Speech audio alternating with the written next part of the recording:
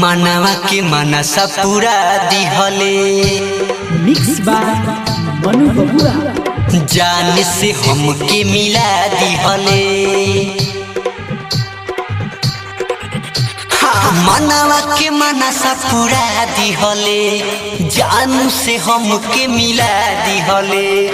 बाबा के चरनिया जाके झुकाईब सर।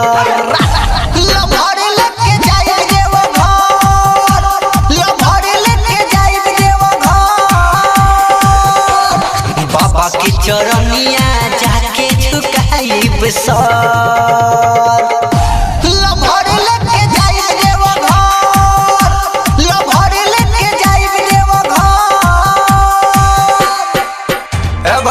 ट्रैक्टर के तनी रास्ता दी जाए दी कमारिए भाई हमारे जितने लोग हैं सब लोग साइड से आए एकदम आगे आ जाए भैया है चाची और जाए बम। अरे नाचो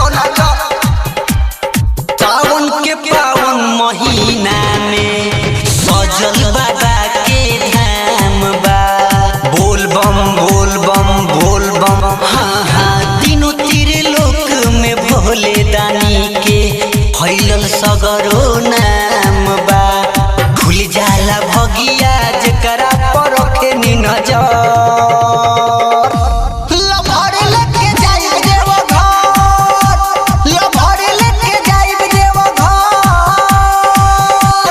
हर साल की भांति साल विद्यार्थी रागम आप सबका स्वागत करता है और करता रहेगा।